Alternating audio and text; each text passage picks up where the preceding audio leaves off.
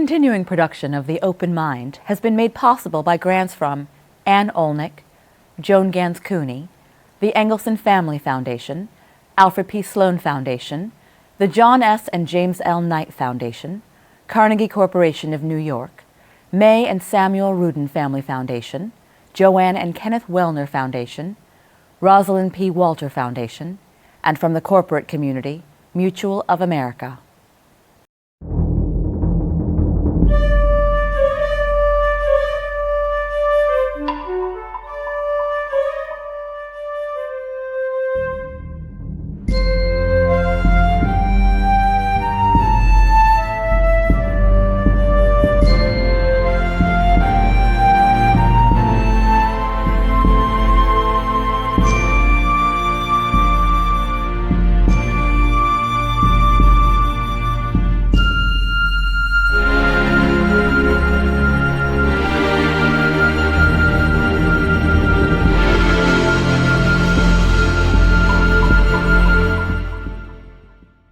I'm Alexander Heffner, your host on The Open Mind.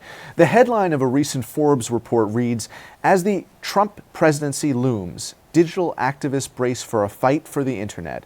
The story featured prominently the work of Cindy Cohn, executive director of the Electronic Frontier Foundation. Based in San Francisco, the EFF is the leading nonprofit organization defending civil liberties in the digital world. Founded in 1990, EFF champions user privacy, free expression, and innovation through litigation, policy analysis, grassroots activism, and technology development. So as the new administration considers its tech policies and advocacy for 2017 and beyond, I asked Cindy to join us today to consider how she and her colleagues are going to safeguard our most fundamental digital institutions that appear under constant threat and surveillance, we might add. Welcome, Cindy. Thank you.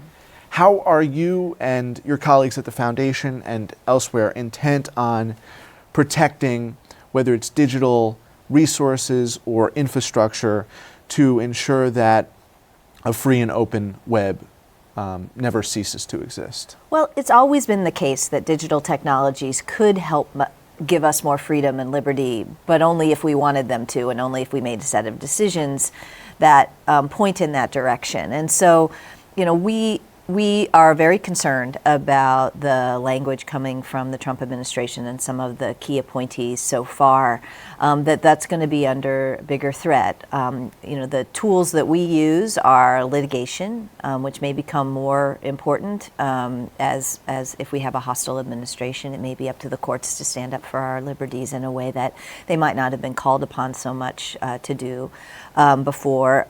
Building technologies, we're working to encrypt the web, and we've got a project to encrypt email as it transits the internet more thoroughly, and other kinds of projects where the technology itself serves the goals of liberty and privacy. And then, of course, we'll continue to be engaged in the policy battles as well. What do you concern yourself with most as the central policy battle? The idea that the internet, that new technologies left to their own devices will magically make us all better people and live in a more just society was never really true, and now I think we're beginning to see it. So what does that mean for us? I think it means, first of all, we need to build a secure internet and a privacy protective internet.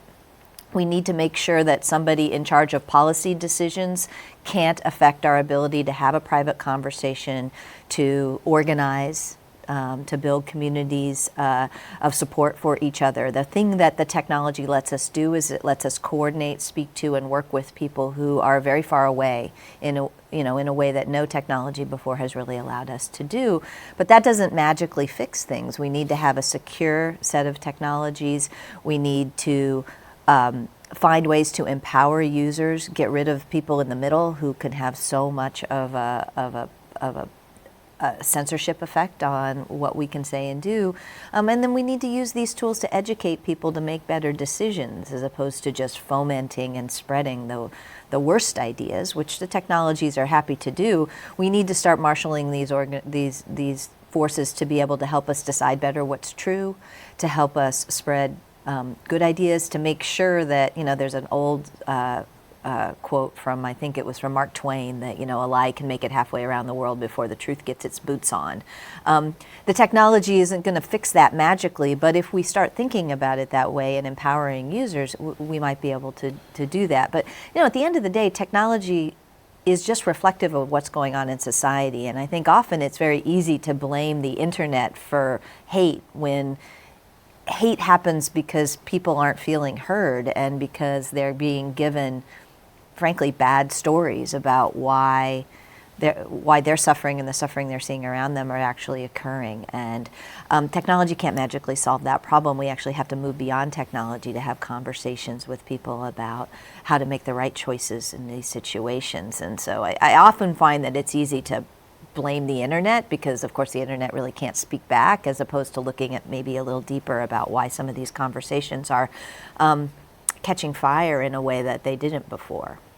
Well, whenever I'm on a college campus, I'm asking the students, what browser do you use, what platforms are you on, and really having an evaluation of your digital footprint as a citizen. Mm-hmm. And I think to this day, young people are surprised to learn that if you're on Safari or Chrome, it's going to be a different outcome than if you're on Mozilla Firefox in terms of the security you have, that you can retain privacy. So that literacy point resonates for me very much. We're at what appears to be a dangerous moment in the way we configure the internet, because at the same time we want to develop cybersecurity so that the Russians or any entities are unable to hack into our political leadership's emails or lay people, any citizen's email. We, at the same time, want to create encrypted networks to protect against any attempts at a Muslim registry. Some of the chatter that's come from the administration about surveillance that is targeting people based on their skin color or religion. So how do you balance that, the reality that we need more security and yet, recognize that individuals demand that same level of protection too? Well, I think that they both point in the same direction, right? We need networks that are secure, that are not hackable, aren't as tappable, are as protective of our privacy as possible. Both for societal reasons and for personal reasons. Whether your threat model is some identity theft, somebody's going to come hack your identity, whether your threat model is because you might lose your phone, and 3 million people had their phones stolen, another 1.2 lost them in 2013 alone. That's from Consumer Reports. Your data needs to be safe so that when these incidents happen, it's not an utter catastrophe for you. Because more and more, our ability to get a mortgage, our ability to actually navigate the world depends on information that's in the hands of third parties sometimes. And if that information is corrupted, it can really affect our lives. So we believe strongly that that one of the core values we need to have in a digitized world is strong encryption, strong protection through that information, and that requires having conversations about the government's role in tapping the networks and also private companies' roles in gathering these vast storehouses that can then be used. Facebook or other social networks are a really simple way for the government to figure out, say, who's a Muslim, who's an immigrant, who's a vulnerable community. We need to make that information less available to them and harder to use for them, so that the standards get raised. So, I'm a very strong proponent for strong encryption and strong security, not just because of the privacy implications, but because of the security implications as well. What are you expecting and hoping to hear from these companies in their pledge to protect their users' privacy? Well, I think the first thing they need to do is really deploy strong encryption everywhere, right? Data at rest should be encrypted. If you break into the Democratic National Committee's computers, you shouldn't be able to see data in the clear, right? It should all be encrypted at rest. It should be encrypted when it's traveling. These are not that hard to do. They take a little thinking, but they're all things that these companies could do. Many of them started doing them, significantly more after Mr. Snowden's revelations, and proved that the NSA was actually tapping into the places where these networks, where Google's servers in one country talking to Google's servers in another, that link in between those two servers was one of the key places that the NSA and GCHQ, the British equivalent, were tapping into their networks to suck down information about us. Google quickly started encrypting those links, as did lots of other companies, but there's more to be done. And EFF has been helping. We actually launched in conjunction with a group called ISRG, something called a certificate authority that is now the number one way that you can encrypt your web traffic. And it requires the websites that you visit to engage in something called a certificate process.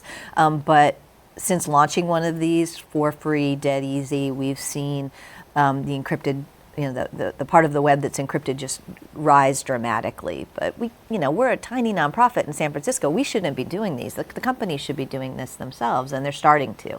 So I think that's a first and easy step for the companies to do. The second thing is for the companies to push back. Don't roll over when the government shows up and seeks information about your users. Demand all the legal process, fight gag orders. A lot of this process that happens, that has been implemented in the last 15 years, involves really not only getting information from companies, but making companies not tell you that your information has been collected by them, having companies begin to push back about those and make noise. Again, some of this is already starting to occur, but we need more of it to occur. And then we need the companies to stand up for us in the policy debates as well. President-elect Trump called in a meeting with tech, and it was all tech corporate leaders. There was nobody representing the users of technology, which of course the internet isn't them, the internet is us. All of us who use these technologies. It's great that they build them, it's great that they have a good business model, but they're not tech. They're just a piece of tech. So they need to stand up for their users and recognize that, if they don't stand with all of us, the users, then we all go down together. What about code of character? Code of character? That's the problem, right? That's the problem, because if I said that, I'm going to spell it out in a second. Okay, good. But I could guess. But no, I won't make you guess, but Farhad Manjoo, technology columnist for the New York Times, wrote a piece not so long ago on Twitter. Twitter has the right to suspend Donald Trump, but it shouldn't.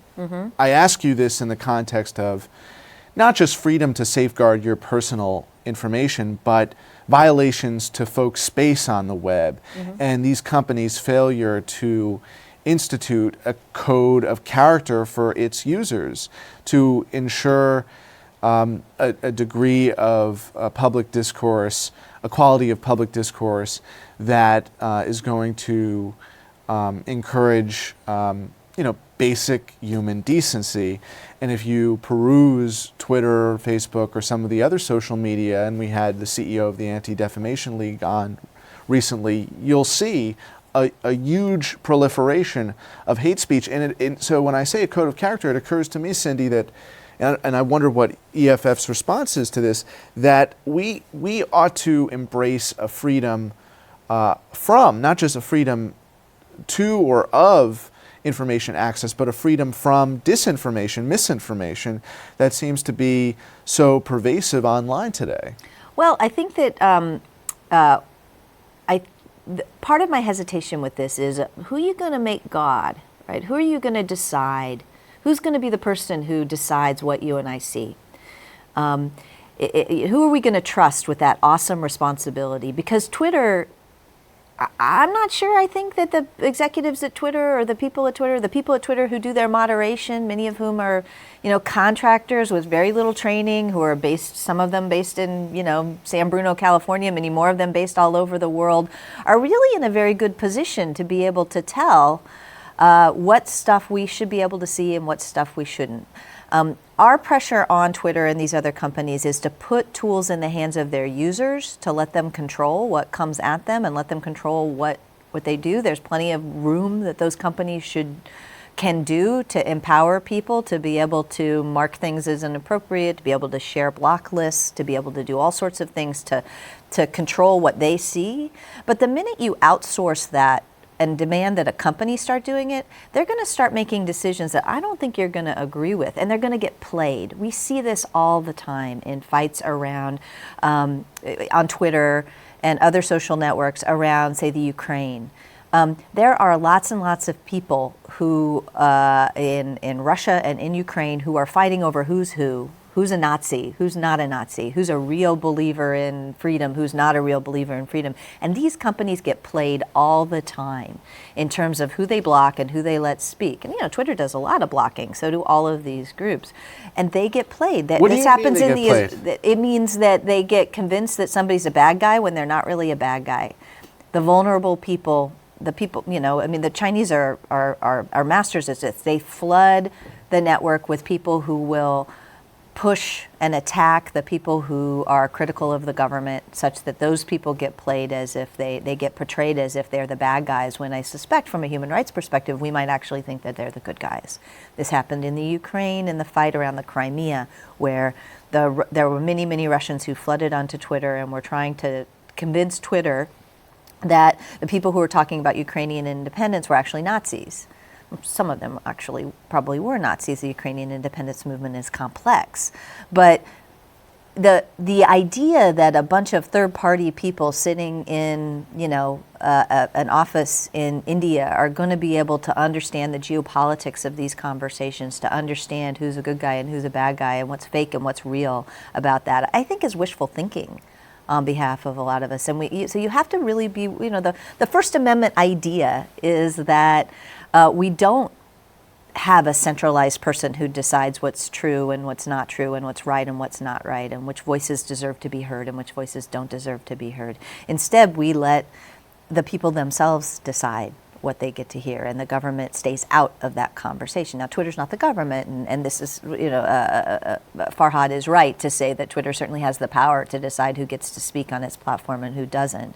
And he's pointing out that there could be blowback from Trump's removal, just as there has been, and you document it in individual cases of you remove one set of racist accounts or one kind of bigotry. What you see in return is a multiplication of that sometimes too. Yes. We call that the Streisand effect for historical reasons at EFF. I think that's right. I mean, so not only is it dangerous to put somebody in charge of that, but you'll lose. Right? Because people find ways to communicate ideas to each other regardless. They're not magical keywords that only bad people use, that good people don't use. You've got, if you've got a picture of, I think that, this example, I heard your ADL thing, if you've got a picture of, Auschwitz, that might actually be something that's very powerful and something we think ought to be shared in one context and something that's really awful and should not be shared in another. And expecting Twitter to be omniscient enough about every single situation in the world such that that they've got people who can make those decisions and make them in the way that you and I would think were right. Let me tell you what the problem is. It's wishful thinking. It may be wishful thinking, but the problem is that Twitter is to this generation what Encyclopedia Britannica was to us. That's the problem. The problem is that Twitter is legitimizing voices because so many people get news and information from Facebook and Twitter, it becomes valid in a way that it would not be valid, even though definitionally it might be described, and that's what I see as the problem. But that's a media literacy problem. Right. This is because this is a new technology and people haven't learned the kind of skepticism and the fact-checking ability that you need to have to be able to deal with the new technology. Encyclopedia Britannica had errors in it too. But I think they weren't Nazi memes, though. I mean, it just right. But Twitter isn't supposed to be the Encyclopedia Britannica, and the fact that people are treating it that is something we need to fix. Well, let's talk about the fixing of that because problem. there have been yellow sheets, right? There has been bad information shared widely. I understand. In the world and in this country for the time. But we all learned the difference when we were. We all need to learn the difference between what information you can trust and what information you can't trust. And no amount of technology can replace that educational process. And it can lead to really scary bad places if we decide to do that. If we decided that the FCC should decide what's true and what's not true, that might be really perfectly okay for people under one administration, but then somebody else is going to grab the reins of power, and are you going to be comfortable with that as well? Official censors, pressure on companies to become the official censors is something we have historical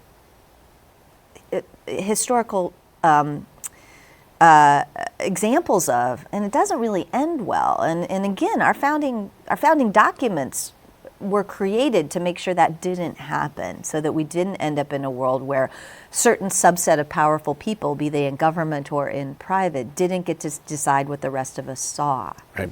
I hear you.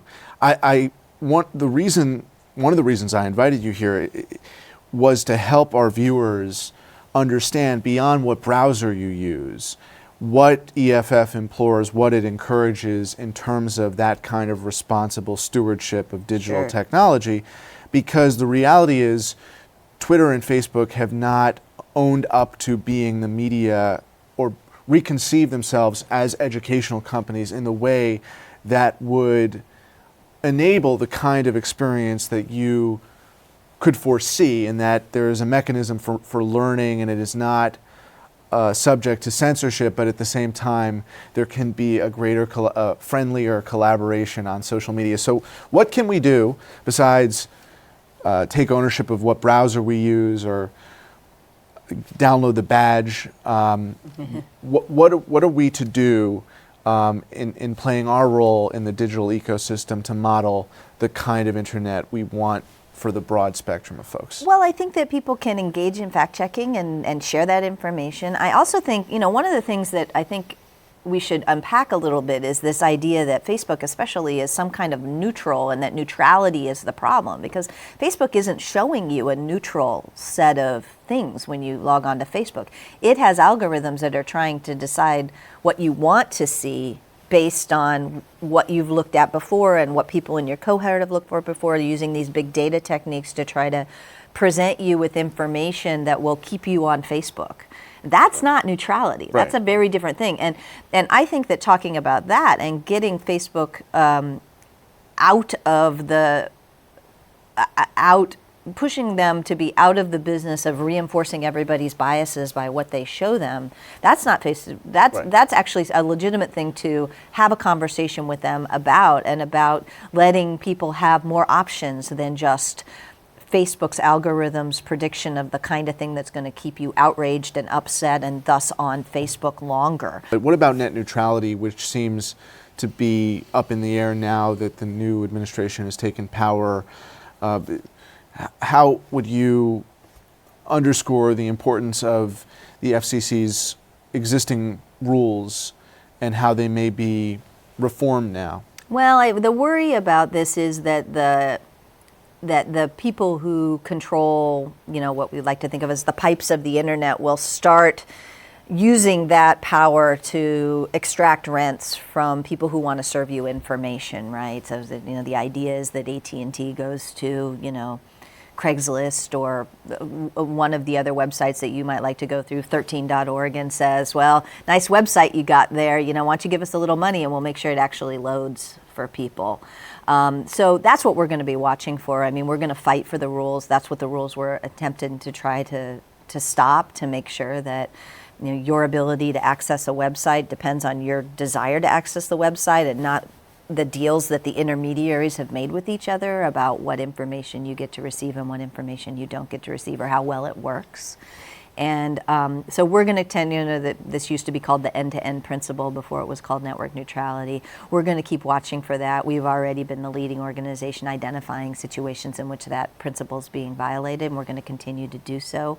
But it is nervous-making. I think the FCC took a pretty bold step to try to make sure that they enforce these rules for people. And if that enforcement goes away, I'm worried that the duopoly, Verizon and AT&T, who control access to a large percentage of people's broadband, Comcast as well, will start viewing their role as basically deciding what you get to see if you're one of their customers. And finally, Cindy, what about the prospect of deletion of content on .gov sites and across the internet space? Well, I think there's a worry about that. There's a worry about the libel laws, conversations that Mr. Trump has said and other things. That's why organizations like the Internet Archive, Brewster Kahle, who's the founder of the archive's on my board, and we have represented the archive a lot in various battles that they've had. They become really important. But we can And he's do that. moving offshore to Canada. Well, he's trying to make a copy of the archive that's available, that's not solely vulnerable to U.S. jurisdiction. There's a piece of the archive that's already in Alexandria, the Library of Alexandria in Egypt. He's moving more and more of it to Canada just so it's distributed. Well, one of the nice things that networks let us do is distribute information so that if it goes down in one place, it's available in another still. And I think it's wise for us to begin to think about what's important information for us to be able to share, keep, and not lose down a memory hole, and begin to make many copies of it and spread it across the internet. And what does that mean for a layperson in terms of their storage on a Google Drive or Apple? For starters, as a consumer, you should never just have something on a third party's computer. You should always keep a home copy of anything that matters to you, whether that means just buy a cheap hard drive, plug it into your computer, save all your important documents locally, so that if those go down or if they shift dramatically, you still have all of your important information. Right. That's important to do regardless. People should be doing that anyway, because those third-party systems can go down. They can have problems. They can, there's mergers and acquisitions. Companies that were here today are not there tomorrow, and they do not continue their services necessarily. Anybody who's ever had music that they bought from a Zune or something like that understands this. We should think of all of our important documents and information in that same light, and you should always keep a local copy. So that's Right. just straight consumer thing, but that's important too, because if those third parties go down, then people are going to still have this information and they can do it. Then there are networks. There's more like Tor, the Onion server, and other sorts of things where people who have a little bit more technical knowledge can begin to make copies of critical information and keep them in multiple places so that it's available. Servers that are not just Palo Alto and Exactly. San Servers that Francisco. are available around the world, systems that are available around the world. Human rights groups have been doing this for a very long time. People were trying to get important information out of places like China and Iran and Iraq. These are all systems that if you go into the human rights world are kind of well established, and it just may be that the rest of us need to think about how to use them a little bit as well. But the good news is that a lot of them exist and they're fairly easy to use, things like peer-to-peer systems as well. Thank you so much for joining me today. Thank you. And thanks to you in the audience. I hope you join us again next time for a thoughtful excursion into the world of ideas. Until then, keep an open mind. Please visit the Open Mind website at 13.org/openmind to view this program online or to access over 1,500 other interviews. And do check us out on Twitter and Facebook at OpenMindTV for updates on future programming.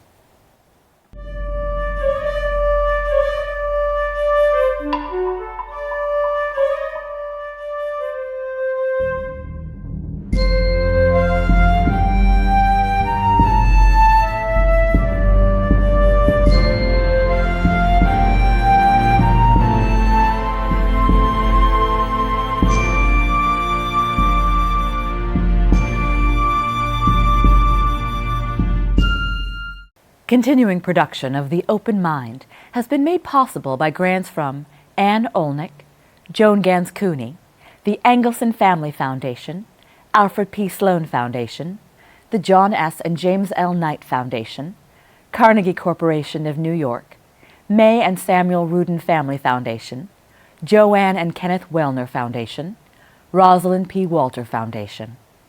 With special thanks to the Schumann Media Center for additional support, and to the corporate community, Mutual of America.